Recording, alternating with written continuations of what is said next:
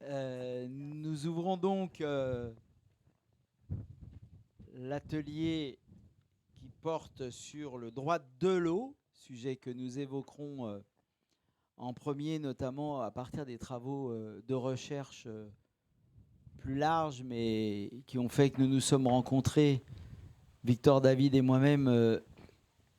C'est la question de la reconnaissance de la personnalité juridique de la mer Méditerranée, puisque je suis rapporteur à l'Assemblée parlementaire de la Méditerranée sur les questions d'eau, d'assainissement, de pollution émergente et notamment des PFAS. Et depuis février 2025, une résolution a été adoptée, j'y reviendrai, qui interpelle les parlements nationaux des 34 nations représentées à l'Assemblée parlementaire de la Méditerranée sur la question de la personnalité juridique de la Méditerranée. Donc merci à Victor David, chargé de recherche à l'Institut de recherche pour le développement IRD, spécialiste en droit de l'environnement et du développement durable et du concept de personnification de la nature, qui nous fait l'amitié sur ce premier point qui est le droit de l'eau, de participer à ces amphis 2025. Nous évoquerons ensuite le droit à l'eau, une nouvelle fois cette année, et à l'assainissement de qualité. D'abord parce que nous avons le plaisir de recevoir une nouvelle fois, c'est la deuxième si ma mémoire est bonne, Julie Trottier qui a tout fait pour bien s'organiser et tenir tous ses engagements, et nous la remercions d'être venue en tant que directrice de recherche au CNRS, spécialiste notamment de la politique de l'eau en Palestine. Nous tenions absolument à revenir sur les enjeux de l'eau en Palestine, sujet que nous avions déjà évoqué et vous le verrez, qui sont des questions de vie et de mort, non pas seulement depuis le 7 octobre ou pas seulement depuis le génocide qui est en cours, mais qui vient de bien plus loin et qui manifestement était minutieusement organisé et préparé pour servir à bon escient le moment venu. Donc Julie aura l'occasion de revenir sur cette question dans un instant. Et moi, plus modestement, je vous ferai un point ensuite sur un certain nombre de travaux qui sont à l'œuvre tant à l'Assemblée nationale qu'à l'Assemblée parlementaire de la Méditerranée sur ces questions de droit à l'eau, de droit de l'eau. Et peut-être, en fonction de l'heure, je accorderai un temps à l'enjeu des PFAS et des polluants éternels, donc autour d'un triptyque qui est celui de l'interdiction, celui du remplacement et de la destruction. Mais ça, peut-être que nous aurons d'autres occasions si, dans le format d'aujourd'hui, je ne peux pas m'étendre sur le sujet. Donc, comme on a écrit les choses comme ça, à moins que vous souhaitiez qu'on fasse autrement, on commençait par le droit de l'eau, donc c'est Monsieur Victor David qui commence. Merci à vous.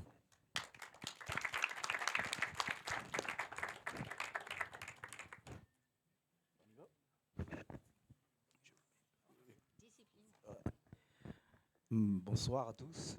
Pardon, faut que je colle. Voilà. Oui, bonsoir. À celui qui est au fond de la salle. D'accord. Bonsoir, vous m'entendez au fond de la salle? Parfait. Écoutez, merci beaucoup d'abord à Gabriel pour cette invitation aux Amphis 2025. Je suis très content d'être là et c'est ma première université d'été ou fin d'été, je ne sais plus, mais en tout cas, première université politique à laquelle je participe. Donc effectivement, je suis chercheur en droit de l'environnement et du développement durable à l'IRD. Je suis basé à Marseille. J'ai entendu qu'il y avait une compatriote dans la salle. Donc, je travaille donc sur différentes questions qui touchent le droit de l'environnement. Mais en tant que chercheur, je cherche non pas à appliquer le droit de l'environnement tel qu'il existe. Je réfléchis au droit de l'environnement qui devrait être ou qui pourrait être. Et c'est ce qui m'a amené, il y a déjà quelques années, à m'intéresser au droit de la nature, en fait. Donc, c'est ma thématique, je dirais, de tâche de fond, en fait, de recherche, c'est comment faire évoluer le droit pour reconnaître des droits à la nature. Et c'est dans ce cadre-là que, effectivement, je m'intéresse à l'eau, qui est un des éléments fondamentaux de la nature. Donc, quelques repères pour suivre un peu mon propos. Donc, je m'étais préparé à une présentation donc avec un écran et tout ça, avec des diapos. J'ai fait des schémas. Donc, malheureusement, vous n'aurez pas droit à tout ça. J'ai pas du tout. Oui, c'est ça. J'aurais dû. Voilà. Donc, désolé. Donc, effectivement, vous n'aurez pas les schémas que j'avais préparés. Donc, parler un peu du droit de l'eau, donc d'hier à aujourd'hui. Ensuite, pour évoquer les évolutions qui ont eu lieu, notamment au XXe siècle. Et puis, un point que j'ai appelé par clin d'œil, le grand remplacement. Et du coup, en faisant de l'eau une entité naturelle juridique, sujet de droit. Et je reviendrai sur cette notion d'entité naturelle juridique parce que, justement, c'est celle que, par mes travaux de recherche, je propose de remplacer le concept de personnalité juridique de la nature.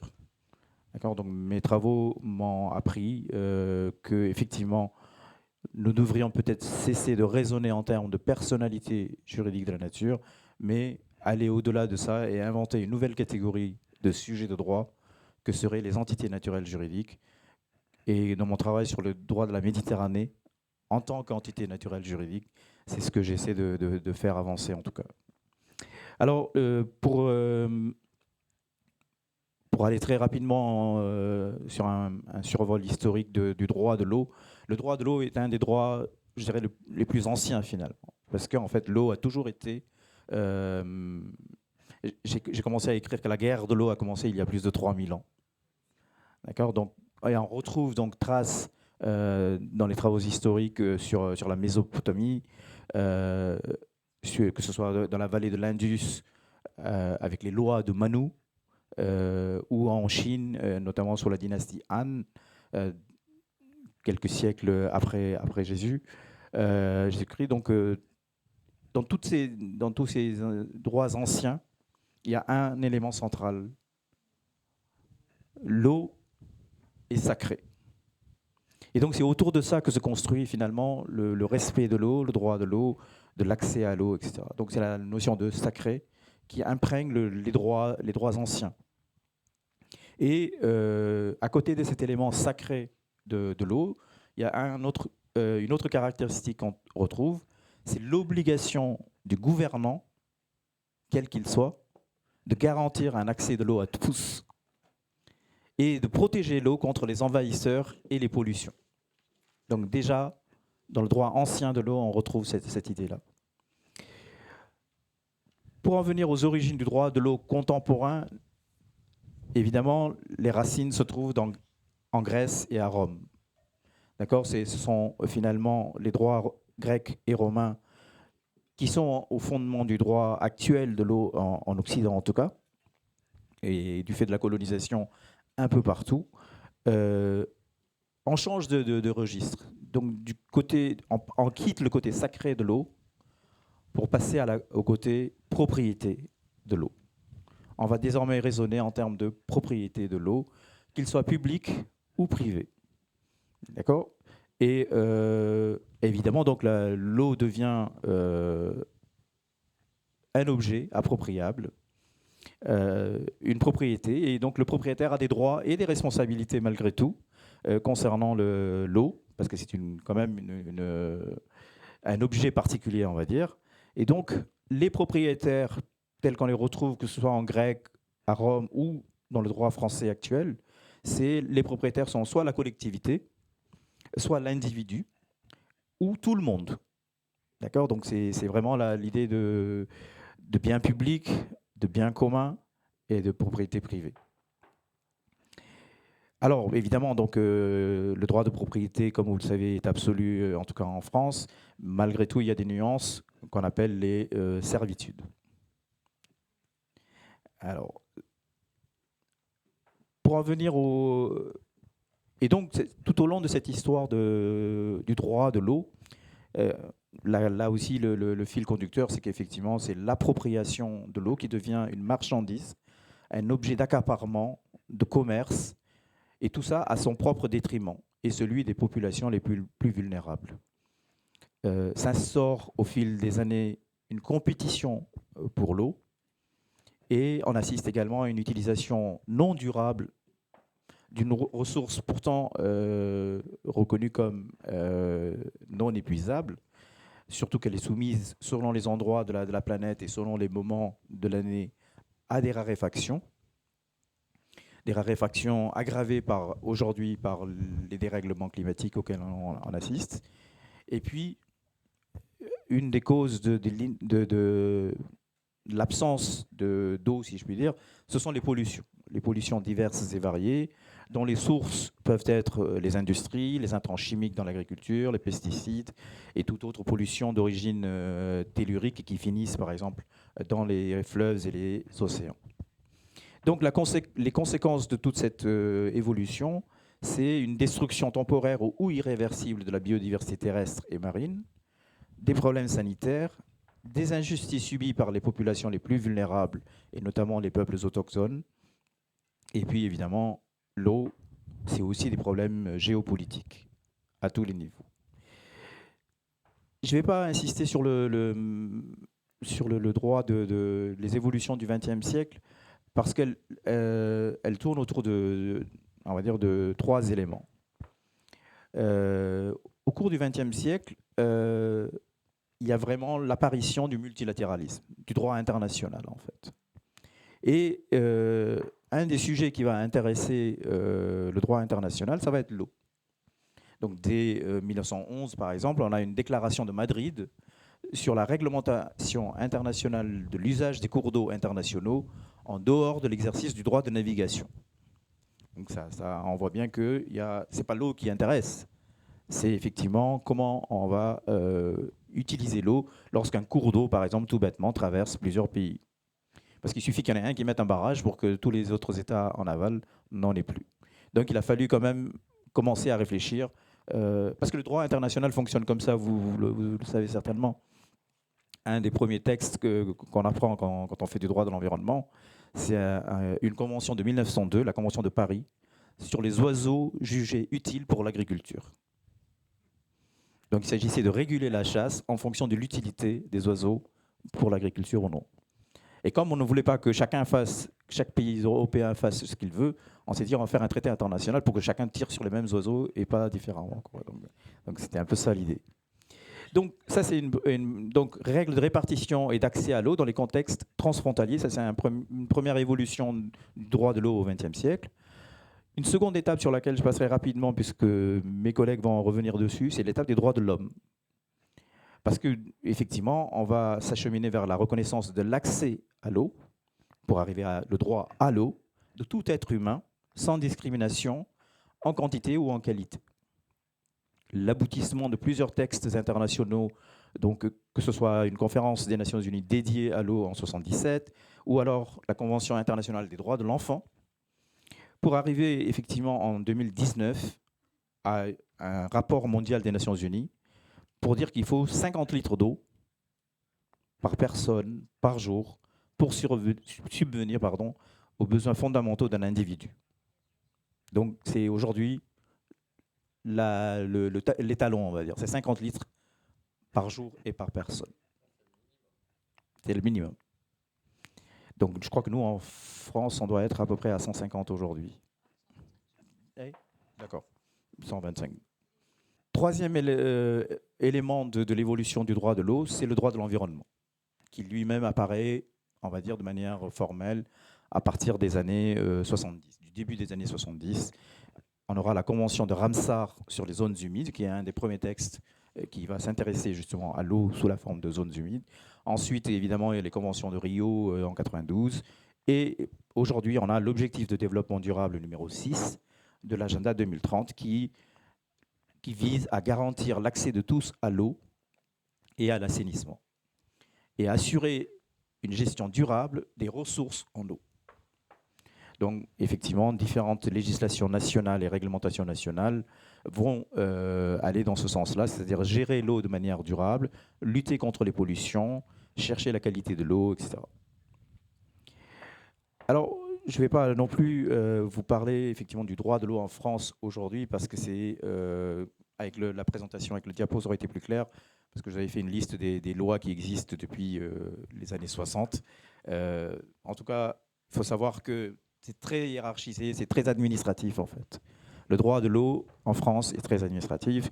On a donc des organes, c'est-à-dire les agences de l'eau, qui vont s'agencer par bassin hydrographique. Et puis, il y a surtout cette loi de 1992 qui va introduire la notion de patrimoine commun de la nation. L'eau devient le patrimoine commun de la nation, et avec des outils de planification que vous connaissez certainement, les SDAGE, les schémas directeurs d'aménagement et de gestion des eaux, et les SAGE, qui sont les mêmes, mais au niveau de sous-bassin, etc. Et à côté de ça, on a plusieurs acteurs, évidemment, des acteurs au niveau national, des ministères, notamment le ministère de l'Environnement, de l'Agriculture, etc. L'Office français de la biodiversité, s'il existe encore, est censé assurer la police de l'eau. Au niveau des bassins, donc je disais, on a les agences de l'eau, les comités de bassin, et au niveau local, on a des clés, les commissions locales de l'eau, etc. Plusieurs textes de protection contre de protection contre les pollutions. Donc notamment, le Code de l'environnement sanctionne le rejet de substances nocives dans l'eau. C'est gentiment dit aussi. Et puis donc, bien sûr, la protection de la biodiversité aquatique pour viser la continuité écologique des cours d'eau. Donc on va réfléchir à supprimer ou à aménager des obstacles qui pourraient se trouver sur les cours d'eau, par exemple, et parler de préservation des milieux. Et dernier élément en France, en tout cas, sur le droit de l'eau, c'est le Code de la santé publique qui va fixer des normes de qualité de l'eau potable pour la protection de la santé humaine. Donc, finalement, je dirais le grand absent de tout ce droit qui a évolué au fil des siècles, c'est l'eau elle-même, en fait. Personne ne pense à l'eau elle-même. D'accord ? Donc, c'est par rapport justement à des besoins humains, etc. Donc, on reste quand même dans un droit très anthropocentré. Et soit on fait comme si effectivement certains juristes, y compris, le suggèrent, c'est-à-dire ne rien changer, en disant on a le droit qu'il faut, il suffit de l'appliquer, le mieux appliquer, etc. Pourtant, les raisons de changer existent, en tout cas de penser autrement. D'une part, on est de plus en plus conscient des impacts dévastateurs des activités humaines, à la fois sur la biodiversité et d'autres éléments naturels, dont l'eau en particulier. Après, on a ce que moi j'appelle le coming out des modes de vie des communautés locales et indigènes qui vivent avec la nature et non contre la nature. Ça commence à se savoir, que ce soit par des documentaires à la télé ou lors des grandes réunions internationales. Les communautés autochtones sont de plus en plus présentes pour présenter leur point de vue. Et puis, depuis quelques années, heureusement, je dis, les philosophes et juristes occidentaux commencent un peu à ouvrir leur chakra au droit de la nature. Donc, waouh, c'était quelque chose d'impensable. Donc, parce que justement, les droits de la nature, on les réserve aux autochtones avec des plumes et tout, c'est bien, ça fait bien chez eux. On ne va pas le faire ça quand même chez nous, société judéo-chrétienne, enfants de Descartes, etc. Donc, ce n'était pas concevable de parler des droits de la nature il y a 15 ans, en Occident en tout cas.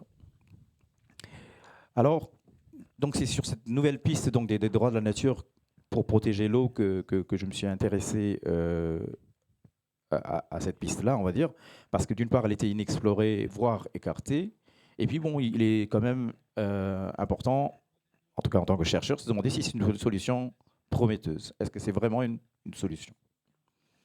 Alors, et quand on va regarder pourquoi ça ne marche pas, eh bien, c'est que on est en fait prisonnier aujourd'hui d'un héritage colonial très ancien, c'est le droit romain.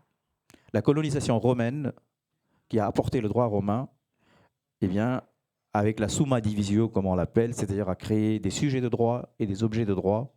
Seuls les humains peuvent être des sujets de droit, c'est-à-dire détenteurs de droit, et tout le reste est objet. À la merci, en tout cas à la disposition des humains sujets de droit. Donc l'idée, c'est de sortir l'eau et la nature de cette catégorie des objets de droit. Sinon, on ne peut pas reconnaître des droits à des objets.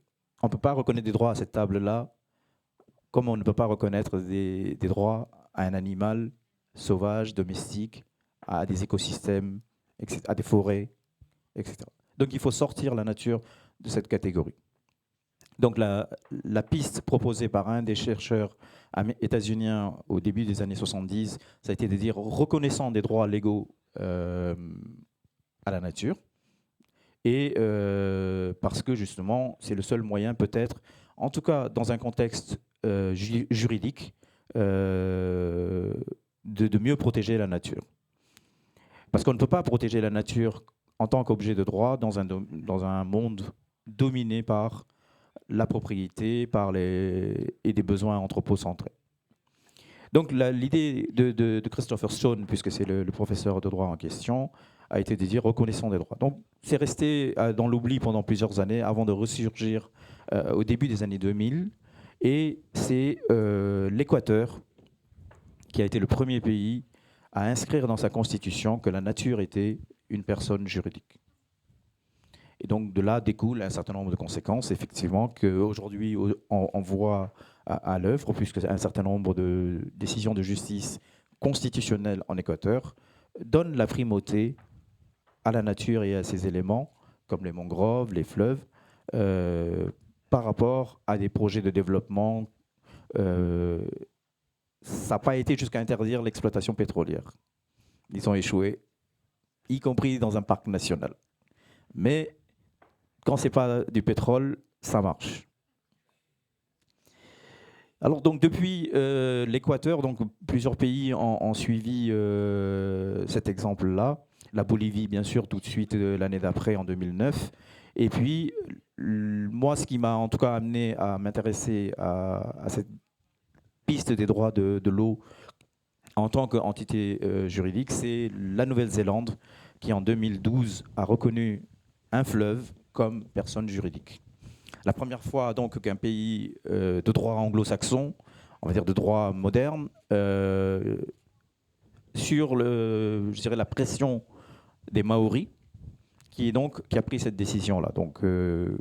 Et donc là aussi, ça a été une sorte d'exemple. Je veux dire, vraiment, ça a explosé un peu à la figure de tout le monde. Et depuis 2012, on a vu fleurir partout dans le monde la reconnaissance de plusieurs éléments de la nature comme personnes juridiques.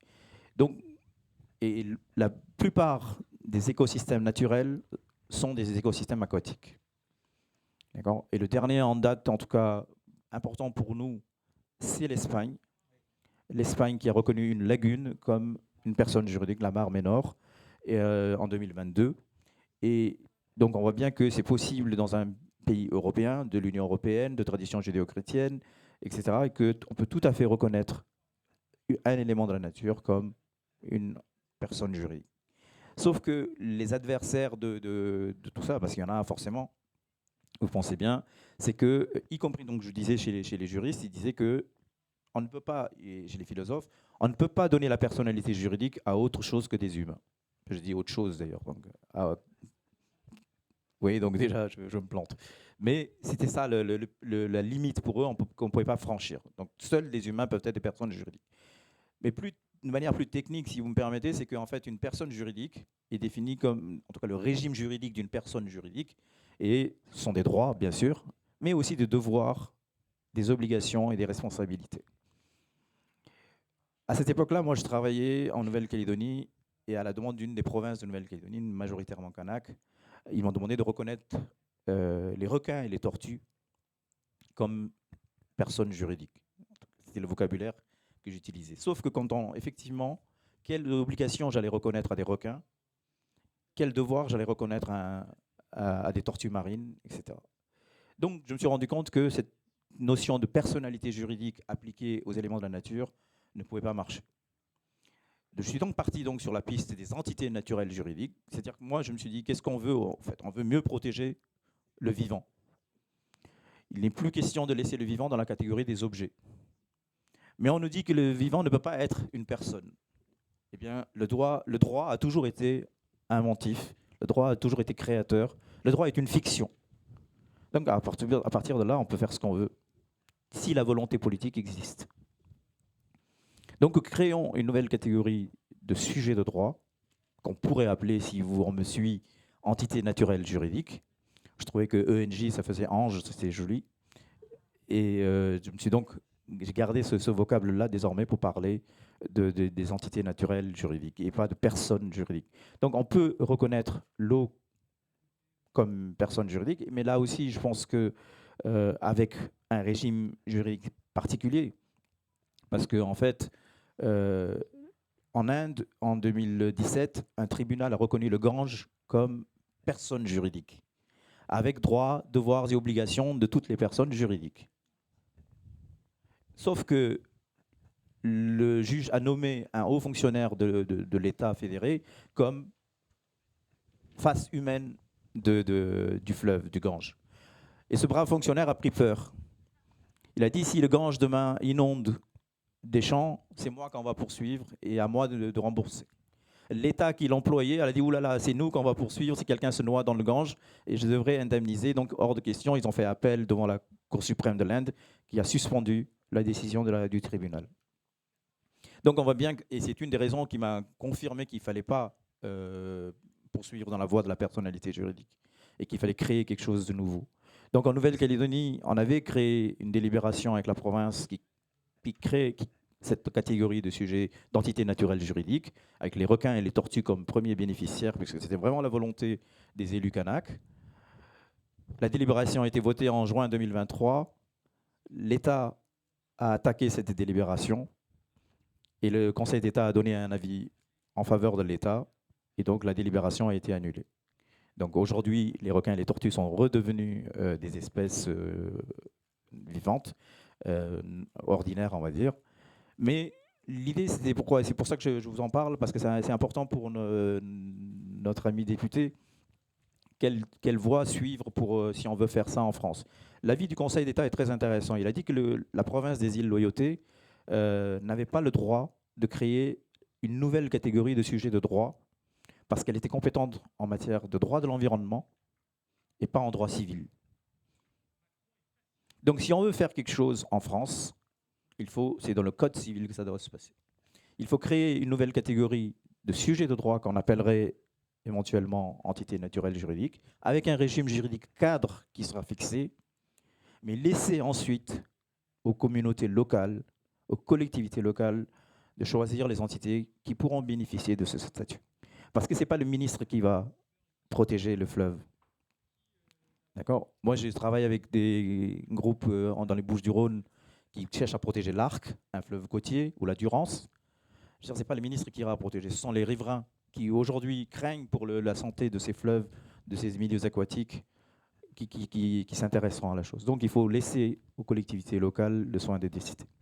Donc voilà, c'est la proposition que je fais, c'est la piste en tout cas que je suggère, et ce sera pareil pour la mer Méditerranée. Donc, si on veut que la mer Méditerranée soit protégée, aujourd'hui c'est 21 régimes juridiques différents. Donc si la France, elle veut protéger, eh ben, il faut qu'elle crée cette catégorie d'entité naturelle juridique et décide d'en faire bénéficier la mer Méditerranée. Et aux autres États, peut-être de suivre le modèle. Merci. Victor. Je m'apprêtais pour tout à l'heure à vous poser quelques questions, mais vous avez du coup anticipé sur les chantiers à venir qui on pourrait ensemble porter au niveau français. Julie? Bonjour. Merci beaucoup. Moi, je ne suis pas juriste. Donc, je suis un animal hybride. J'ai 3 licences de master, un doctorat en HDR, aucune en hydrologie. J'ai fait chimie et Sciences Po et études islamiques pour faire un doctorat sur l'eau en Palestine. Donc, moi, je ne suis pas juriste. J'ai une autre approche de l'eau, Mais j'aboutis, moi, à proposer qu'on contemple la tenue de l'eau pour protéger l'eau. Et ça peut être intéressant d'avoir un débat pour faire avancer les idées. Je ne crois pas qu'une seule solution est nécessairement la meilleure solution. Je crois que c'est en confrontant les idées qu'on peut avancer. J'ai une question pour Gabriel. Est-ce que tu veux que je parle de l'eau en Palestine ou de l'eau en général, ou un peu de l'eau en général et puis l'eau en Palestine? Plusieurs personnes sont venues parce qu'on a annoncé que tu nous parlerais de Pour la la question de l'eau en Palestine. Palestine. Ok, mais d'accord. Tu as carte blanche. Non, c'est bon, c'est bon. Donc, je vais vous parler de l'eau en Palestine à ce moment-là. On va commencer, si ça ne vous dérange pas, à l'époque du mandat, ou même si vous voulez, avec l'Empire ottoman. Donc, à l'époque de l'Empire ottoman, on n'avait pas, parlant de juriste, on n'avait pas de loi sur l'eau du tout dans tout l'Empire. Il y avait une forte réglementation de nos interactions avec l'eau au travers de tenures de l'eau locales. C'est-à-dire que chaque village avait une réglementation pour son puits ou sa source qui était soigneusement respectée.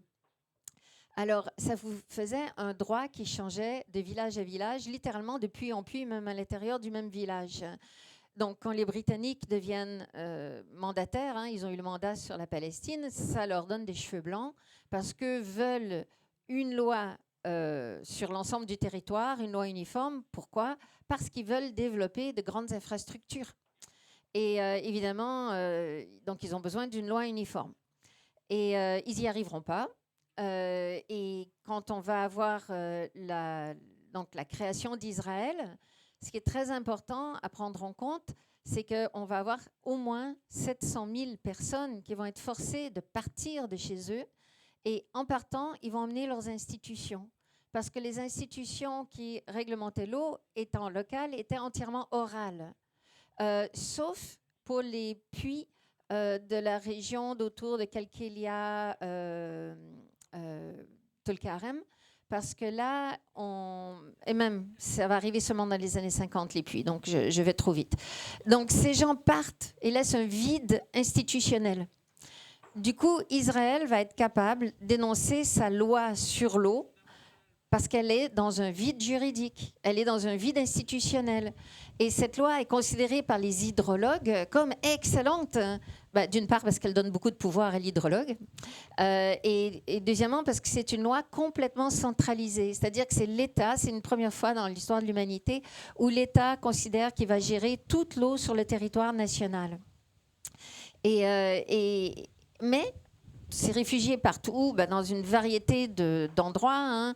Ils vont partir dans ce qui est devenu la Cisjordanie. Cisjordanie qui va être annexée par la Transjordanie, ça va devenir la Jordanie. Ils vont partir à Gaza, ils vont partir au Liban, bon, ils vont s'éparpiller. Et là où ils arrivent, pour l'instant on va se concentrer sur Gaza et sur la Cisjordanie, eh bien ils retrouvent des institutions qui leur sont familières. C'est-à-dire que l'accès à l'eau est déjà réglementé. Qui peut utiliser l'eau? Pour quel but? Comment? Est-ce que cette modalité d'accès est transférable? Est-ce qu'on peut la vendre indépendamment de la terre? Tout ça, c'est déjà établi.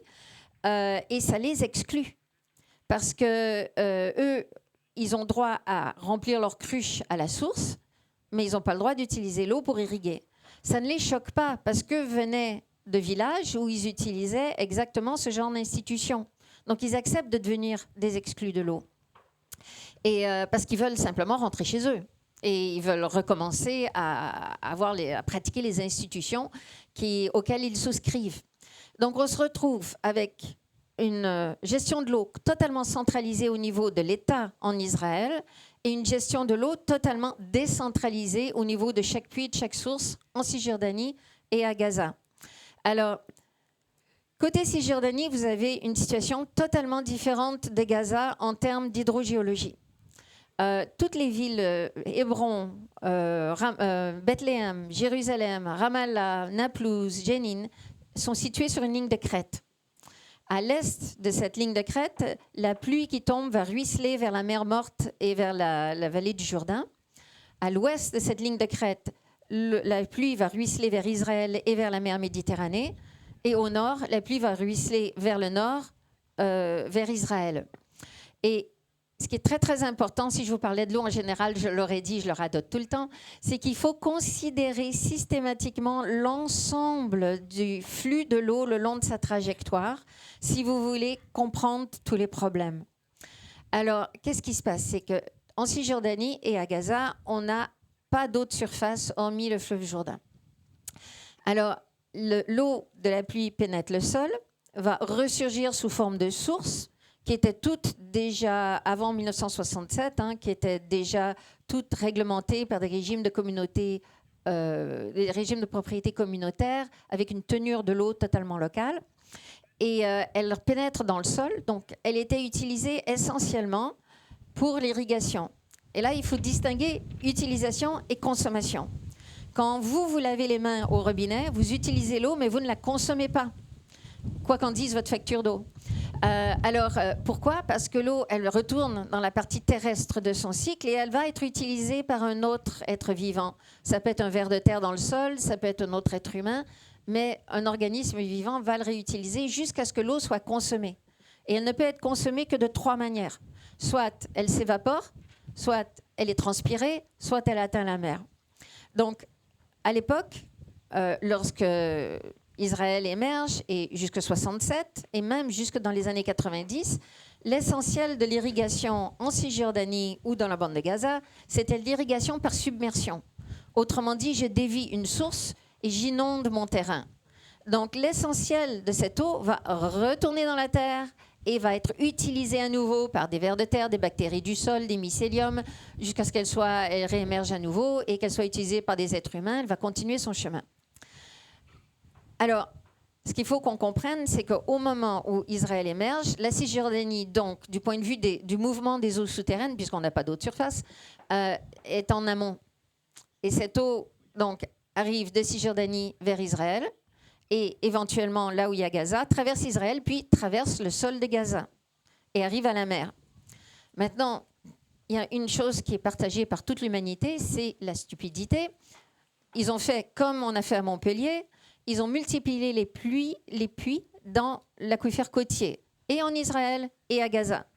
Quand vous multipliez les prélèvements d'eau à partir de l'eau souterraine, vous créez une sous-pression, si vous êtes au bord de la mer, ce qui cause l'infiltration d'eau de mer.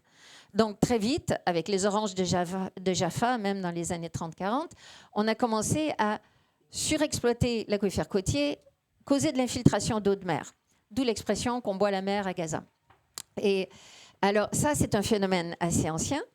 Et ce qui s'est passé aussi, c'est qu'à l'intérieur d'Israël, côté Est, la bande de Gaza, vous allez avoir le développement d'une grosse agriculture industrielle, sachant que là-bas, tous les jours, les agriculteurs utilisent, Israéliens comme Palestiniens, 122 produits chimiques totalement proscrits dans l'Union européenne, sachant que nous, on n'est même pas capable d'interdire le glyphosate. Donc, c'est vous dire. Et du coup, on a, venant depuis l'Est, une pollution chimique, d'intrants chimiques qui pénètrent dans l'aquifère de Gaza. On a l'eau de mer depuis la mer et les intrants chimiques depuis l'Est. Là, je reste, là, on est avant 67, c'est déjà en train de se faire. On revient à la Cisjordanie, parce que à partir de la biographie de la goutte d'eau, ça tombe d'abord en Cisjordanie avant de faire tout le chemin. Là, c'est un aquifère complètement différent. À Gaza, vous avez un aquifère sablonneux et l'eau souterraine traverse un sol poreux. En Cisjordanie, c'est un aquifère karstique. Donc, c'est une roche imperméable avec des craques ici et là. Donc, vous avez un aquifère superficiel qui va nourrir les sources qui avaient déjà été gérées depuis des siècles par les villageois, et des zones de terre imperméables, de sol, de roches imperméables qui séparent l'aquifère superficiel d'aquifère souterrain. Pressurisé cette fois-ci. L'aquifère superficiel n'est pas pressurisé. Et vous en avez plusieurs comme ça, superposés. C'est comme un millefeuille qui aurait été à moitié écrabouillé parce que c'est pas horizontal, c'est voilà, comme ça. Et du coup, qu'est-ce qui va se passer à partir de 67 ? Israël occupe Jérusalem-Est, tout le reste de la Cisjordanie, le Golan, le Sinaï, la bande de Gaza. Mais n'annexe que Jérusalem-Est en 67, et puis ne va annexer le Golan que des années plus tard. La Knesset n'a toujours pas annexé la Cisjordanie ou la bande de Gaza. Alors, parce qu'ils n'annexent pas, la loi de l'eau israélienne ne va pas être appliquée dans ces territoires-là.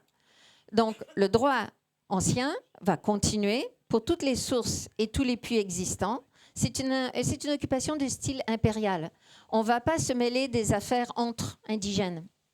Donc, on va laisser les Palestiniens gérer leurs sources, gérer leurs puits, et on va imposer des ordres militaires par-dessus. Donc, on va soumettre le forage de tout nouveau puits, par exemple, à l'obtention préalable d'un permis.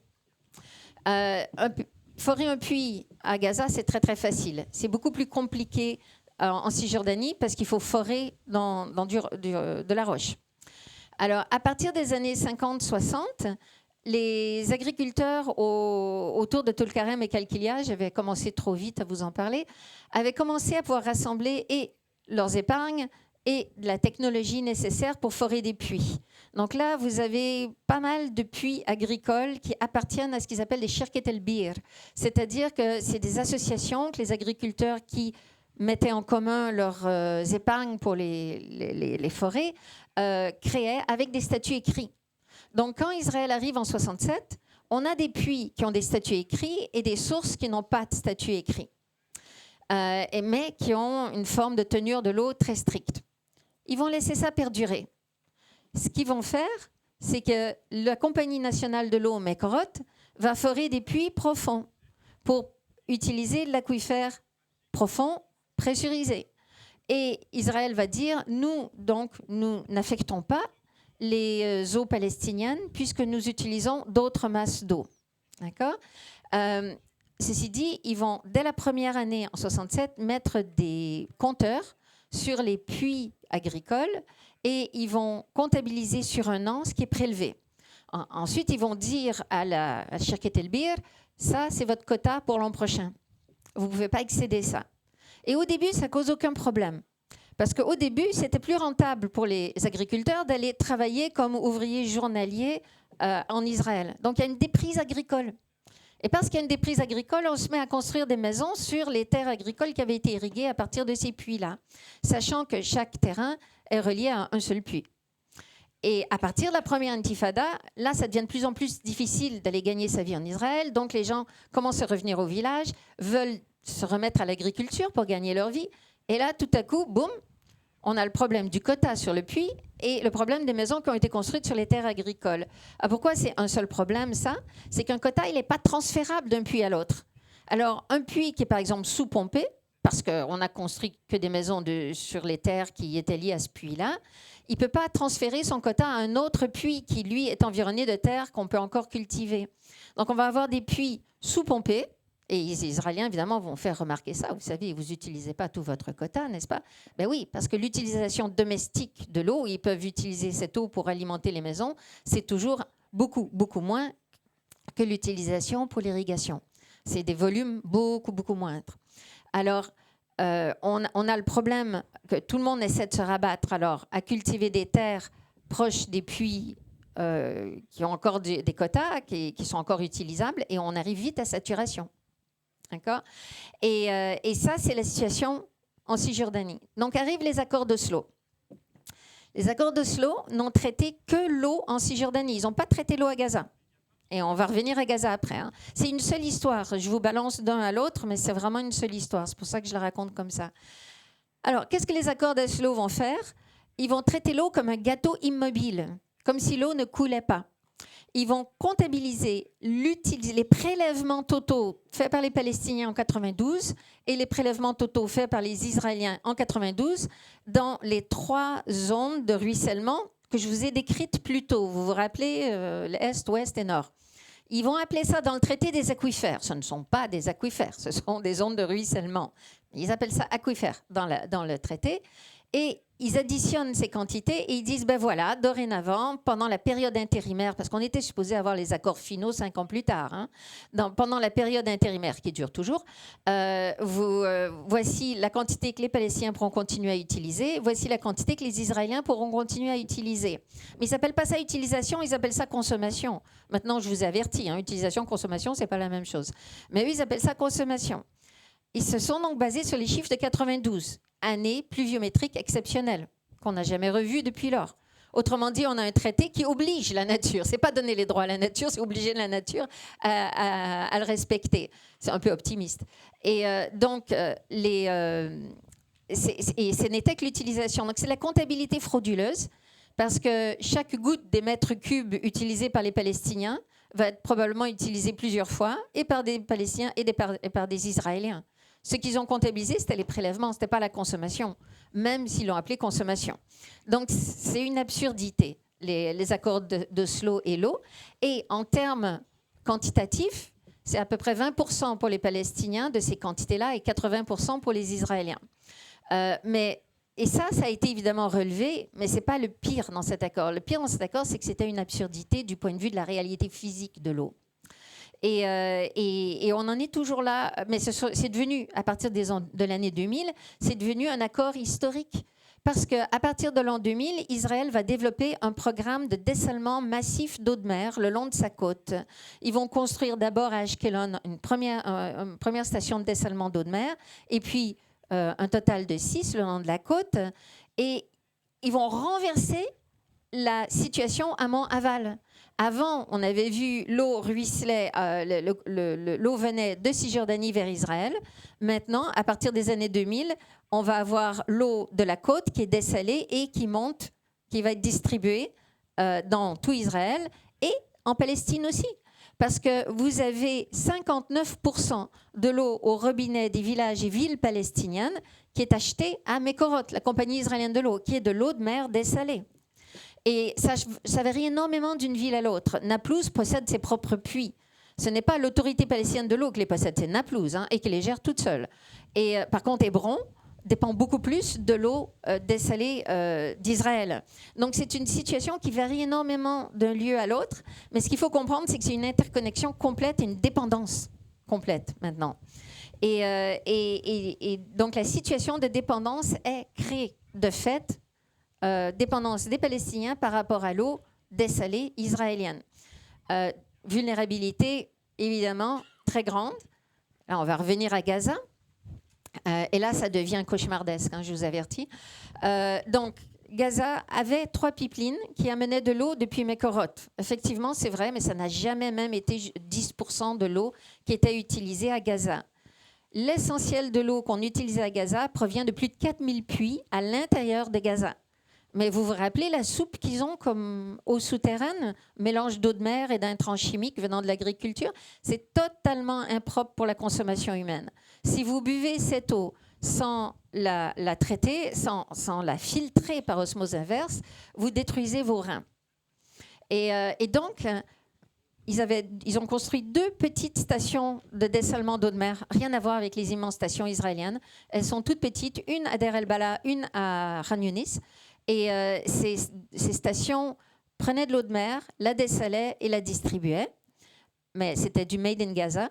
Et puis, on avait équipé beaucoup de puits qui pompaient l'eau de l'aquifère, mais c'était de l'eau saumâtre, et qui pratiquaient l'osmose inverse sur cette eau saumâtre et distribuaient de l'eau potable. Alors, maintenant, j'ai dit c'est made in Gaza. Mais attention, rien n'est simple là-bas. C'est le ministère le Palestinian Water Authority qui a été créé par les accords d'Oslo, qui est resté l'autorité responsable de l'eau dans Gaza. Alors, c'est pourquoi? Parce que les infrastructures concernant l'eau, ça demande énormément d'argent. Une municipalité, souvent, c'est son plus gros budget. C'est l'adduction d'eau et le traitement des eaux usées. Et alors, ils avaient besoin d'aide des bailleurs de fonds. Et ils savaient que les bailleurs de fonds n'allaient pas donner l'argent au Hamas. Par contre, on donnait l'argent à l'autorité palestinienne à Ramallah. Donc, l'autorité palestinienne de l'eau est toujours restée active à Gaza. Votre argent, au travers de l'Agence française de développement, a largement contribué à construire Engest, la plus grande station d'épuration qui traitait toutes les eaux usées de Gaza, par exemple. Enfin, il y aurait beaucoup à dire, mais je crois que j'arrive déjà à la limite de mon temps, donc on peut avoir des questions là-dessus sur Engest plus tard. Mais ça, c'était de l'argent qui transitait, qui était donné à l'autorité palestinienne de l'eau à Ramallah. Et d'ailleurs, quand vous alliez à Gaza à cette époque-là, vous franchissiez d'abord le checkpoint d'Eretz, qui était tenu par les Israéliens. Après, vous franchissiez le checkpoint tenu par Ramallah. Et puis après, vous franchissiez le checkpoint tenu par le Hamas. Vous en aviez 3 à franchir. Et c'est celui du Hamas, on le surnommait Arba Hamza. Mais bon, ça, c'est un détail. Mais c'est un détail rigolo. Et du coup, ce qui s'est passé, c'est qu'on a eu une grande dépendance envers l'électricité. Donc, on désalinisait l'eau à l'intérieur de Gaza avec de l'électricité qui venait quasi entièrement depuis Israël. Alors, un des problèmes qu'on a eu pour mettre en route la station d'épuration NGES, c'est qu'il n'y avait pas assez d'électricité pour la faire fonctionner. Donc, l'AFD, pas l'AFD allemande, hein, l'Agence française de développement, avait équipé la station d'un grand champ de panneaux solaires. Si vous regardez les images de satellites maintenant, vous ne verrez plus un seul panneau solaire. Pourquoi? Parce que dès le début, le lendemain du 7 octobre 2023, Israël a coupé l'électricité à Gaza. Et c'est ça qui a coupé l'accès à l'eau propre à la consommation à Gaza. Et alors, les gens sont venus chercher les panneaux solaires pour les fixer sur les puits pour continuer à avoir de l'eau potable. J'aurais fait la même chose si j'avais été eux. Mais qu'est-ce que ça veut dire? Ça veut dire qu'il n'y a plus aucun traitement des eaux usées à Gaza depuis le 7 octobre. Hein? Et voilà, les maladies hydriques sont responsables d'un grand nombre de morts, déjà actuellement. Sans compter le fait que le pilonnage par les bombes a détruit les réseaux d'égouts, ce qui fait qu'on patauge dans des eaux usées non traitées. Mais c'est le début seulement du cauchemar. Hein. Qu'est-ce qui se passe quand vous êtes pilonné?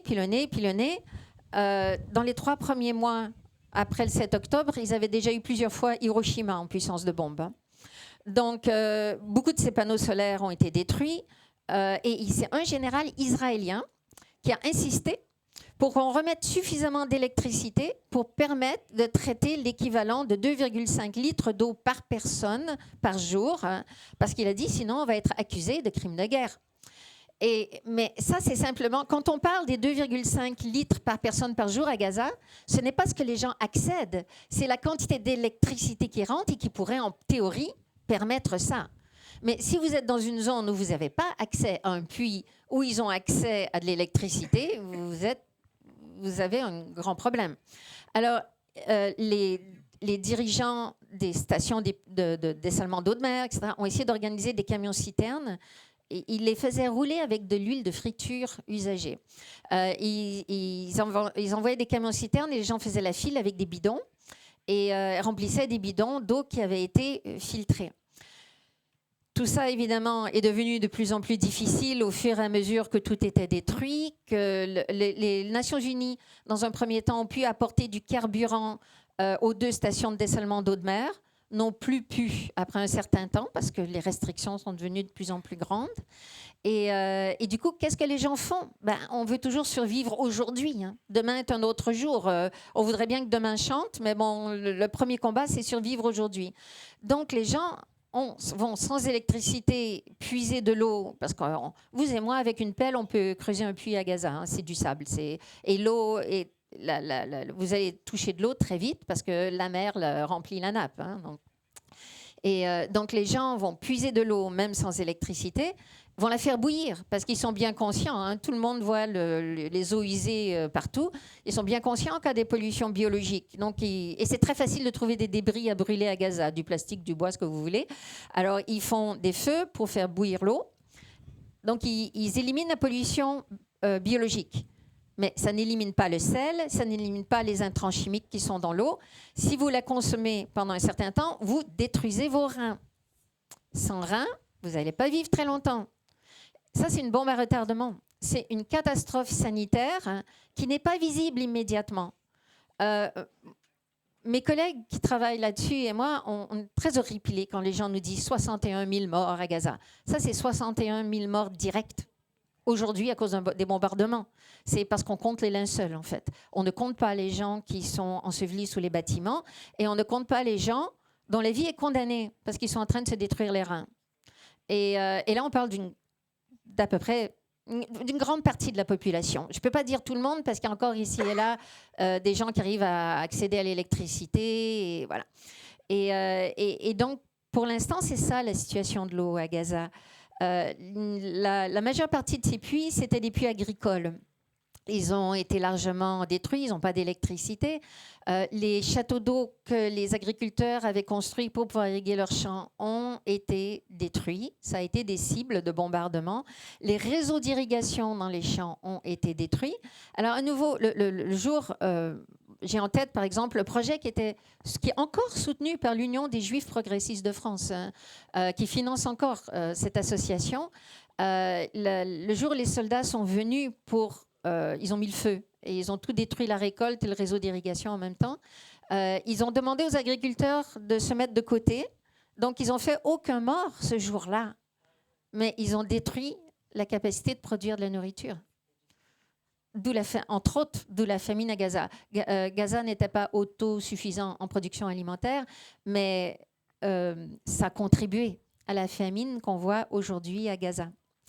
À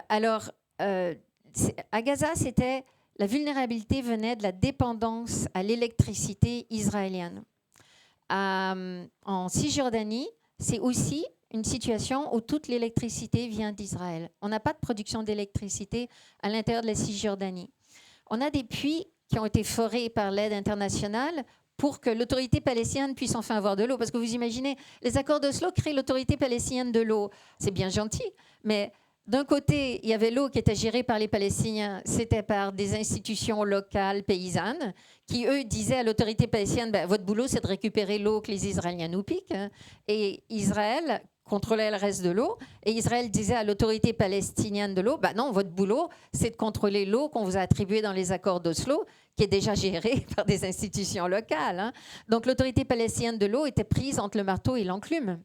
Et du coup, pour lui donner de l'eau qu'elle pouvait gérer, les bailleurs internationaux ont foré des puits de parfois 900 mètres de profondeur pour qu'elle puisse enfin avoir de l'eau, qu'elle puisse gérer.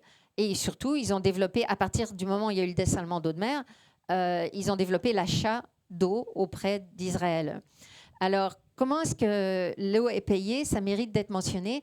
On a les accords de Paris de 1994 qui disent que tous les droits de douane sur les marchandises qui entrent en Cisjordanie et dans la bande de Gaza sont prélevés par les douanes israéliennes. Et ensuite, Israël rend cet argent à l'autorité palestinienne. Mais elle le rend après avoir déduit la facture d'eau et la facture d'électricité. C'est pour ça que cette dépendance a pu se créer aussi. Mais même pour les puits qui sont contrôlés par l'autorité palestinienne de l'eau, lorsque vous avez un puits qui fait 900 mètres de profondeur, je vous garantis que ce n'est pas avec une petite manivelle et un seau qu'on sort l'eau. On a besoin d'électricité. Et on a cette situation de dépendance totale à l'électricité israélienne. D'où la même vulnérabilité en Cisjordanie, malgré une configuration hydrologique totalement différente que ce qu'on a trouvé à Gaza. Alors, je vais quand même terminer sur une note d'espoir.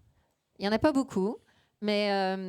pendant 18 mois, je me suis battue pour faire venir mon collègue de Gaza avec sa famille. Ils sont arrivés le 25 avril. Cette vie, 18 mois de travail inlassable, du harcèlement auprès des députés de l'Assemblée législative, comme je n'avais jamais fait, pour cette vie. Donc, une vie n'a pas de prix, mais on se dit on aurait pu mieux faire, quoi. Mais il faut quand même terminer avec une note d'espoir. Deux choses.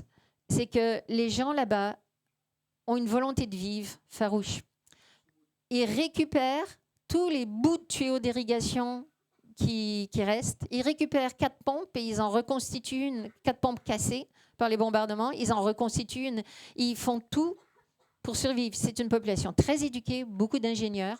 Ils font tout ce qu'ils peuvent à l'intérieur déjà. Maintenant, juste en face, il y a plein d'entrepôts pleins du côté égyptien. C'est pas une frontière, hein. C'est une ligne d'armistice entre l'Égypte et Gaza. Vous avez là des unités qui attendent d'être posées. Ce sont des unités dont je désapprouve totalement en temps normal. Ce sont des pompes qui sont reliées à des panneaux solaires et pour des systèmes d'irrigation. Et la raison pour laquelle je désapprouve en temps normal, c'est que c'est tellement facile d'irriguer comme ça que les agriculteurs laissent le bouton on toujours allumé. Donc le soleil se lève, la pompe se met à pomper, le soleil se couche et elle arrête de pomper à ce moment-là. Et donc ça contribue à la surexploitation de la nappe et à une augmentation de l'infiltration d'eau de mer.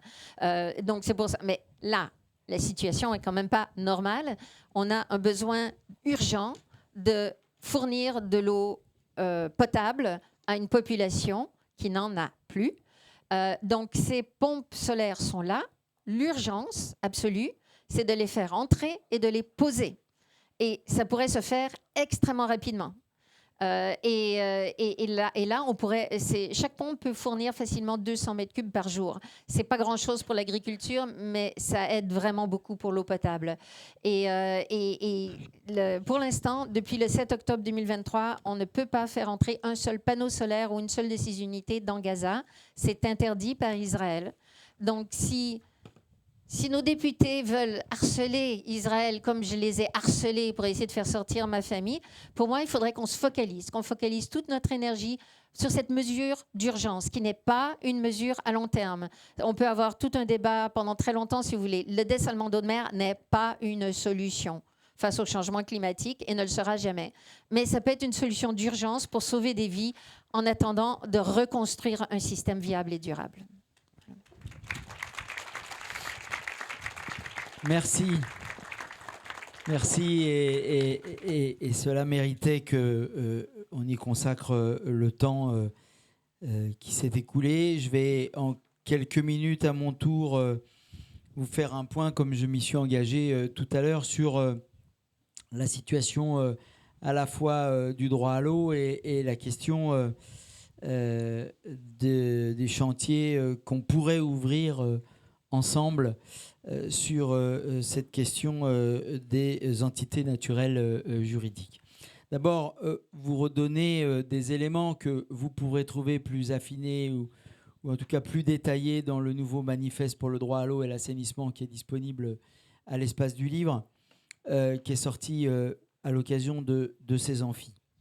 D'abord, pour vous dire que nous sommes en train de perdre énormément de temps parce que, bien entendu, depuis le 7 juillet 2024, date à laquelle le nouveau Front populaire a gagné les élections, nous n'avons pas pu avancer sur un certain nombre de réponses concrètes aux défaillances de droit à l'eau en France hexagonale et d'outre-mer. Pour la simple et bonne raison, c'est que il y a des députés de manière transpartisane qui sont capables, au-delà de nos rangs, de converger sur cette question du droit à l'eau. La preuve, on a déposé une proposition de loi constitutionnelle ensemble.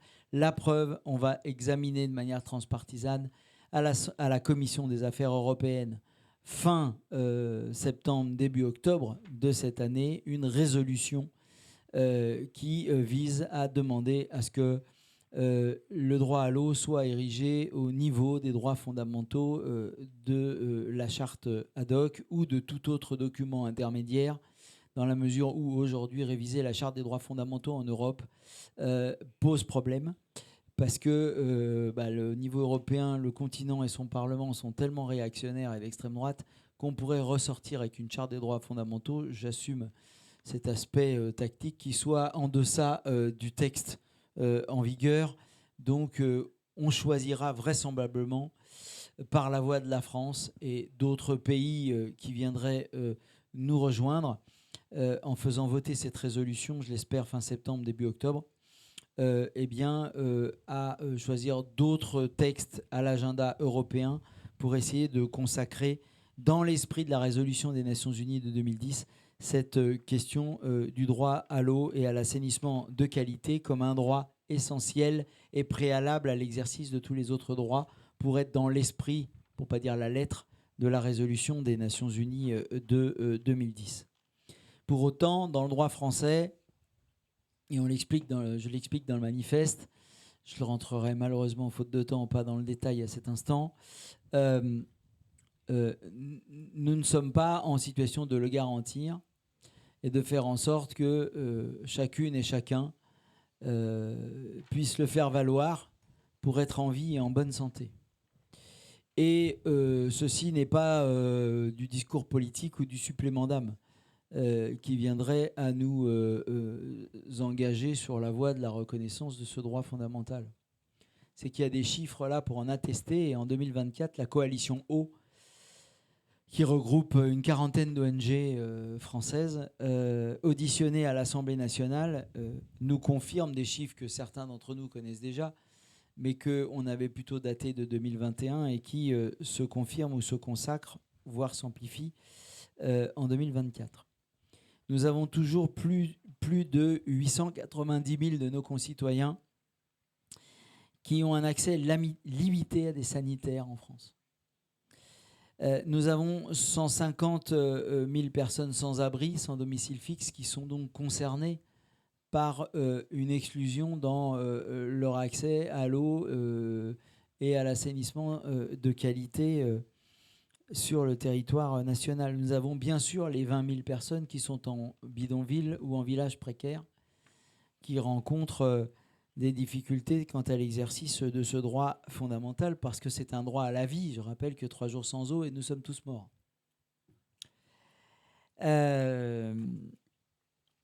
Nous avons 117 000 personnes qui n'ont pas de douche. Nous avons 173 000 personnes qui n'ont pas de WC dans un logement. Enfin, dans leur logement. Ce qui n'est pas la même chose. Et donc, qui est important. Nous sommes donc dans le contexte que pour les Outre-mer, vous savez que Mayotte se voit imposer, et pas seulement du fait du cyclone, mais du fait de l'absence de protection, de distribution sur une île qui a peu de capacité à renouveler une eau en qualité et en quantité, des tours d'eau qui peuvent aller de 1 à 3 jours pour avoir un accès à l'eau. À la Guadeloupe, c'est 400 000 habitants qui subissent des coupures quotidiennes dans l'approvisionnement en eau potable, et la majeure partie du territoire, du bassin de vie, ou des bassins de vie de Martinique sont ont des réseaux d'eau potable qui sont fuyards à 70%, c'est-à-dire que 70% de l'eau prélevée en eau douce à la nature part en fuite avant d'être utilisée, ce qui a amené, lors de mon déplacement en Martinique, dans le cadre de la tournée nationale pour la gestion publique de l'eau de la France insoumise, à aller à la rencontre de populations qui se sont organisées pour protéger, préserver et réhabiliter des puits qui avaient été abandonnés auparavant, notamment du fait de pollution émergente, et pour lesquels ils ont décidé de manière collective et communautaire de les protéger et de faire reculer les sources de pollution. Après, bien sûr, avec la pollution au chlordécone, les vérifications sanitaires nécessaires pour s'assurer qu'ils n'allaient pas empoisonner les habitants autour de ces sources, bien entendu, mais que ça a été à des moments de l'année, en 2022 et 2023, les seules possibilités d'avoir de l'eau potable quotidienne. Et nous sommes là, en tout cas, nous, depuis l'Hexagone, nous prétendons que c'est la République française, quoi que soit pour ce qui nous concerne, notre sensibilité et notre compagnonnage avec des forces politiques indépendantistes dans les Outre-mer. Donc, je veux pouvoir ici ramener des témoignages qui démontrent que ceci n'est pas le résultat d'une incurie de gestion, comme certains voudraient le laisser penser, ou que les élus locaux auraient été incapables. Ce n'est pas vrai. Ce qui est vrai, c'est qu'on a une population extrêmement modeste qui n'a pas été en mesure de financer au prix où les opérateurs privés ont voulu leur faire payer, ou faire payer à leur collectivité les infrastructures ces 50 dernières années. et notamment Veolia ou Suez n'y sont pas pour rien à la Guadeloupe ainsi qu'à la Martinique. À la Martinique, on voit aussi les conflits entre bassins de vie où il y a des opérateurs privés et le bassin de vie, Fort-de-France notamment, où c'est un opérateur public puisque c'est une régie publique. Et on voit aussi des conflits que l'État macroniste ne sait pas ou ne veut pas régler au travers du préfet local pour que ce qui existe en République de partout, chez nous, c'est l'entraide, la coopération et l'interconnexion entre tous les réseaux en France, sauf quand il y a une montagne pour les empêcher à court terme. Mais sinon, l'ensemble du territoire national est maillé. Et bien à la Martinique, le maillage, je suis allé voir les tuyaux. Ils s'arrêtent et ils ne sont pas raccordés les uns aux autres. Le préfet aurait juste à réquisitionner pour les faire se brancher. Il ne le fait pas à l'heure où je parle. Je vous parle là d'il y a quelques mois, quelques semaines. Et donc, nous voyons là que nous avons à réhabiliter aussi l'autorité de l'État par rapport à des enjeux non pas politiciens ou politiques, mais entre des majors privés qui ont la main sur des bassins de vie et un opérateur public. Et ça marcherait même parfois dans les deux sens. C'est-à-dire que l'opérateur public a beaucoup d'eau et qui pourrait très bien en partager avec ses voisins, moyennant des conventions et des règles, et vice-versa à d'autres parties et à d'autres moments de l'année. Bref, vous voyez là que la question de la garantie du droit à l'eau comme un droit fondamental n'est pas seulement acquis parce qu'il y a quelques textes en droit français qui viennent à dire que l'accès à l'eau est possible au nom de règles sanitaires, au nom de textes à ce que tout le monde ait accès à une vie digne et à une vie saine. Donc il y a un enjeu pour nous, parlementaires nationaux, c'est de faire avancer la question de faire rentrer le droit à l'eau dans la Constitution, ou en tout cas dans le bloc constitutionnel, et nous avons choisi de le faire. Nous sommes une dizaine de députés issus de 8 groupes différents de l'Assemblée nationale, et nous allons tâcher de nous faufiler après la résolution européenne pour faire avancer cette question, pour que chacun de nos concitoyennes et concitoyens puisse faire valoir leur droit à l'eau auprès de leur opérateur et de leur autorité organisatrice du service de l'eau potable. Ça ne règle pas tout, mais dans un pays qui prétend être le pays de la déclaration des droits de l'homme, mais pas des droits de l'homme, il ne faut jamais l'oublier, eh bien, il serait peut-être temps qu'un droit indispensable et essentiel pour être vivant dans 3 jours soit enfin protégé et que chacune et chacun puisse faire valoir un texte et qu'il soit évident, naturel, qu'on ne peut priver personne d'eau, même temporairement, et que la puissance publique doit mettre tout en œuvre pour que l'eau soit acheminée et que les lois de la République en la matière soient respectées. Ensuite, un autre point sur lequel je veux pouvoir vous faire un point d'étape, c'est sur le fait que beaucoup de textes sont intervenus ces dernières années pour protéger notamment la mer Méditerranée, la Convention de Barcelone, la question des ruissellements d'eau venant du continent européen, etc. Des lois ont interpellé sur les pollutions non domestiques, ont commencé à avancer sur les plastiques et le retrait de l'utilisation des plastiques, même s'il y a encore quelques ahuries à l'Assemblée nationale pour lire des notes blanches de la filière de la pétrochimie pour raconter que toutes sortes de sornettes sur la vertu des plastiques. Force est de constater que la mer Méditerranée se réchauffe 20% plus vite que le reste des espaces maritimes au niveau mondial, que bien qu'il y ait depuis 2018 un certain nombre de textes qui viennent à légiférer sur la question des plastiques, l'eutrophisation et les plastiques progressent à grands pas. Nous avons plus de 2 millions de fragments par kilomètre carré, 2 millions de fragments de plastique par kilomètre carré en mer Méditerranée, c'est-à-dire 2 fois plus qu'en 2018. Et donc je veux pouvoir dire là qu'il y a un autre enjeu au travers de l'exemple de la Méditerranée pour les pays de la Méditerranée, Méditerranée centrale, les pays du Golfe, de l'Adriatique et de la mer Noire, puisque nous les incluons dans notre espace de diplomatie politique et de travail interparlementaire, sur le fait qu'il ne suffit pas d'avoir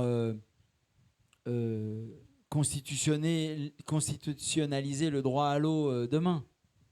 La Slovénie l'a fait et ça produit des effets extrêmement intéressants à son échelle pour protéger le vivant, pour protéger le droit à l'eau des populations, pour faire reculer des implantations industrielles prédatrices sur les milieux naturels indispensables à la vie. Donc on a vu des conséquences positives, bien sûr, mais si on distribue finalement à l'arrivée une eau qui contient des molécules cancérogènes, on n'aura rien gagné. Et donc, le chantier que nous avons ouvert à l'initiative de la représentation nationale française au sein de l'Assemblée parlementaire de la Méditerranée, mais enfin, la représentation nationale s'est résumée ces 3 dernières années essentiellement à mon assiduité, parce que la Macronie est venue de manière épisodique. Le RN, pas du tout dans la mandature d'avant et commence à pointer le nez maintenant. Et quant à la Macronie, maintenant, elle est représentée par Madame Yadan, qui se préoccupe de ses obsessions quotidiennes et inconditionnelles vis-à-vis de la politique de M. Netanyahou, et pas franchement des enjeux humains pour les peuples riverains de cette mer commune, berceau de nos civilisations. Et donc, j'avance assez seul, mais avec des interlocuteurs sensibles, puisque nous avons réussi à faire adopter une résolution en février dernier qui vise à demander aux États-nations de constitutionnaliser et de faire rentrer dans leurs droits nationaux le droit à l'eau dans les termes de la résolution des Nations Unies. Ça a été adopté à l'unanimité des représentants des 34 parlements membres de cette assemblée parlementaire. Et puis, de constituer un état des lieux quant aux pollutions non domestiques et à l'émergence, notamment des pollutions induites par les PFAS. Et j'ai voulu interpeller les pays, moins peut-être, en tout cas de ce que j'en sais à ce jour, exposés que les pays riverains de la Méditerranée, d'Europe, qui sont exposés comme nous-mêmes aux pollutions généralisées, aux PFAS engendrées par les productions, les utilisations des polluants éternels, c'est-à-dire de molécules persistantes dans le temps, qui sont principalement utilisées par l'agriculture chimique. Et donc, quand on obtient une petite victoire parce qu'on a sorti la cosmétique et certains textiles, etc., etc., bon, c'est bien, on prend, on a signé le texte, on s'est battu pour des résolutions, on a fini par, avec nos camarades écologistes, par faire adopter le texte, mais on est à la marge de la question de la pollution généralisée, qui est le produit d'une volonté court-termiste du capitalisme qui engendre une épidémie de cancer. C'est de ça dont on parle. Et ces PFAS arrivent par les légumes, par la viande si on en mange, par les poissons, par les œufs. La contamination est généralisée. Et il ne s'agit pas seulement de protéger des puits ou des captages sensibles. On parlait avec Julie Trottier tout à l'heure de l'eau à l'état gazeux. On peut imaginer que du coup, les rejets atmosphériques des productions en question contaminent aussi l'air que l'on respire, ou en tout cas au moment où ces molécules repassent à l'état liquide avec la pluie. Donc, on a là un enjeu considérable. Ils sont volatiles, ils se dissolvent dans les gouttes de pluie. Voilà. C'est pas et leurs métabolites sont tout aussi cancérogènes du reste. Donc, je voulais dire ça pour dire qu'on avait ouvert ce chantier au niveau de l'Assemblée parlementaire de la Méditerranée, qu'en France, bien entendu, la France insoumise porte un certain nombre de textes et on va voir comment on peut avancer dès cette mandature. Mais nous sommes outillés pour non seulement interdire, mais aussi pour identifier et remplacer par des éléments naturels dans tous les domaines où on peut se passer de ces molécules. On a compris qu'on ne pouvait pas s'en passer dans les batteries de voitures.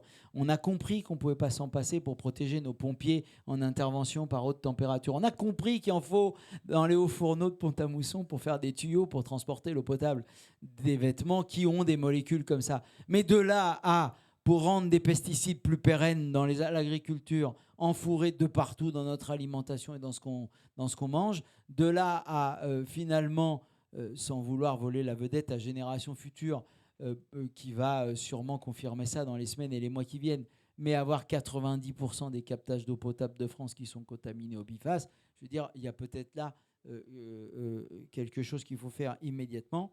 Et puis surtout, il va falloir les détruire maintenant qu'ils sont en circulation.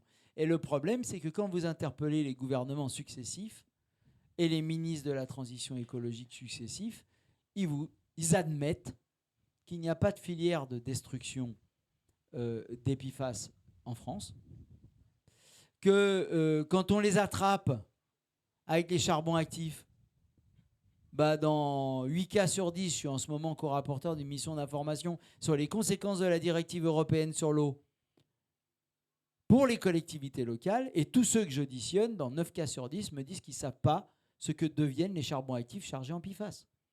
Ceux qui savent disent, dans le meilleur des cas, on les envoie en Belgique en régénération.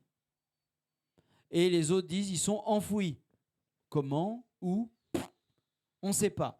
Et quant à ceux qui font des sauts de cabri avec l'osmose inverse et tous les trucs super énergivores, ils viennent vous expliquer qu'eux, ils ont trouvé la solution qui, à 98 ou 99%, va retirer les PFAS de l'eau du robinet. Quand vous leur dites « Ah d'accord », et alors avec le macérat concentré là, qu'il va y avoir à la sortie de vos membranes, vous allez en faire quoi? Ah bah c'est pas notre affaire, on les rend à la nature, c'est elle qui nous les a amenés.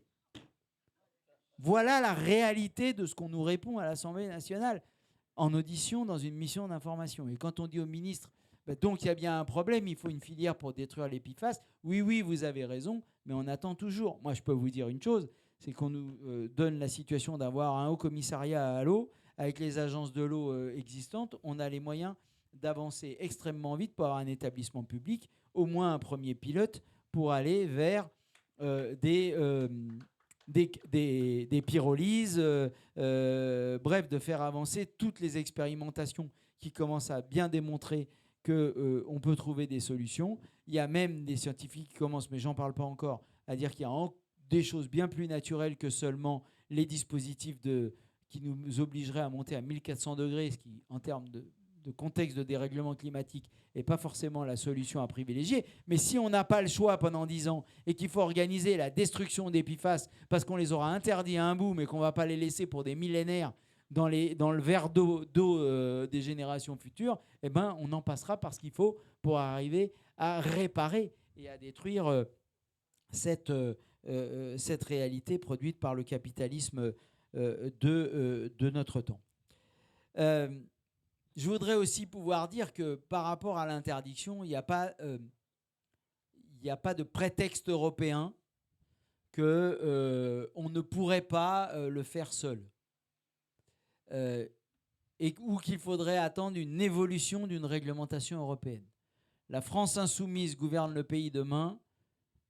Elle utilise la clause 129 du règlement REACH actuel sans attendre la révision de n'importe quel texte. Parce que pour une fois, il y a un texte européen qui est utile et qui dit qu'au nom d'un principe de protection de la population et de la santé des citoyens des pays de l'Union européenne, il est possible d'interdire toute production qui est de nature à mettre en danger la santé des citoyens d'un seul État-nation. Nous avons cette clause, nous la connaissons, nous pouvons agir concrètement et appliquer ce principe de protection pour protéger nos concitoyens. Ça ira de pair, bien entendu, avec l'évolution au niveau européen pour que tout le monde en fasse autant. Et il y a déjà des pays qui avancent sur ce terrain-là avec les fonctionnaires de l'Agence européenne des produits chimiques, même s'ils n'ont pas utilisé la clause 129. Ça passera aussi par des mesures de protectionnisme aux frontières de l'Europe, mais aussi aux frontières de la France dans un premier temps, parce que on a bien vu ce que ça fait, les thèses des macronistes. À BASF dans le Rhône, qui est en train de produire une molécule qui part à l'exportation alors qu'elle est interdite à la production en Europe. On vient de le découvrir le mois dernier. Et vous croyez que ces molécules ne reviennent pas par l'alimentation à l'importation? Bien entendu. Donc, il va bien falloir aussi protéger nos concitoyens. Et donc, il est l'heure que les têtes dures et les courageux gouvernent ce pays pour qu'on puisse avancer en la matière. je finis parce que je fais avec le temps dont je dispose, un peu en guise d'interpellation de nos invités. Je ne veux pas les prendre au piège, et puis ce ne serait pas vrai, puisqu'ils sont déjà venus à l'Assemblée nationale intervenir à l'occasion de la Journée mondiale de l'eau, et que nous avons déjà posé des jalons pour des auditions dans le cadre des travaux du Parlement. Mais comprenez bien que autour de cette articulation que nous cherchons, hein, on tâtonne. On n'arrive pas avec un prêt à penser, là. On tâtonne, mais si on se retrouve tous les trois, c'est quelque part parce qu'on essaye de faire des ponts entre le fait que l'eau est un enjeu de géopolitique, de domination des uns sur les autres. Et là, on a eu le dramatique et dégoûtant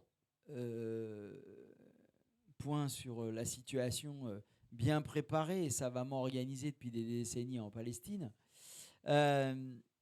Mais on a tout cet enjeu-là qui est qu'on peut faire des choses pour nous les humains, certes, mais on ne doit pas perdre de vue que c'est un commun aux vivants. Et que l'eau compose à 80%, pardon mesdames et messieurs les scientifiques, je vais dire des bêtises, mais à 70 ou 80% compose un arbre, le moindre végétal, mais tout autant que nous, des animaux humains et non humains qui ne peuvent pas vivre sans eau. Et donc c'est un commun du vivant, avant d'être un bien. Ce n'est surtout pas un bien. Et finalement, l'idée de cheminer ensemble de la reconnaissance de la personnalité juridique d'un espace lacustre à la reconnaissance d'un statut particulier d'entité naturelle juridique, formule que je retiens, eh bien, c'est que peut-être nous sommes les êtres sociaux, animaux non humains, animaux humains, en situation d'être ceux qui défendent les intérêts, qui protègent ce commun qui doit être reconnu comme une entité juridique naturelle parce que l'ensemble du vivant et de la biodiversité dont nous sommes interdépendants dans le même jardin planétaire, figure de Gilles Clément que j'aime bien rappeler d'Amphidété en Amphidété, avant de citer dans un instant André Chédid qui a aussi de très belles paroles pour dire de manière très poétique ce que nous en pensons. Eh ben, c'est de vous demander si on prend bien rendez-vous pour travailler à cette convergence de pensée qui tienne compte à la fois de l'enjeu du droit de l'eau, du droit à l'eau, des enjeux de la qualité, parce qu'il ne s'agit pas que l'eau arrive ou que l'eau soit accessible sans condition de ressources, parce que les autres ont vite fait de vous dire « Ah, mais qu'est-ce que vous plaignez, il y a de l'accès à l'eau, sauf qu'il faut sortir de l'argent pour être vivant et en bonne santé. » Donc ça commence mal pour un droit fondamental indispensable à la vie, mais que cette eau soit potable ou qu'elle soit compatible avec la vie. Et à l'état naturel, c'est bien mieux que d'avoir sans cesse une course folle, énergivore, productiviste, qui serait qu'on doit toujours trouver la solution technique parce qu'on finira bien par la trouver pour régler le problème, alors que la nature a fait depuis des millénaires des choses gratuitement et a fait qu'il y a de la vie sur Terre, hein, sans avoir des épidémies de cancer, que je sache. Donc la nature est ainsi bien faite que défendre ses intérêts peut nous conduire au passage à faire reculer des maladies capitalistes comme le cancer. Et je voulais finir avec cette poésie que je dois dire tout bêtement, j'ai découvert accroché dans un parc à proximité du siège de la France Insoumise il y a quelques années, qui dit la chose suivante, c'est à la page 75 pour ceux qui l'ont. J'ai mis ça en entrée d'un chapitre que j'ai appelé un hymne pour l'eau commun du vivant. Il s'agit d'André Chédid. Terré sous notre peau, un fleuve nous habite. Il irrigue nos peines, nos clameurs, nos élans. Il abreuve nos gestes, il féconde nos rêves. Ce fleuve sans repos recherche une mer sans fin. André Chédid. Je vous remercie.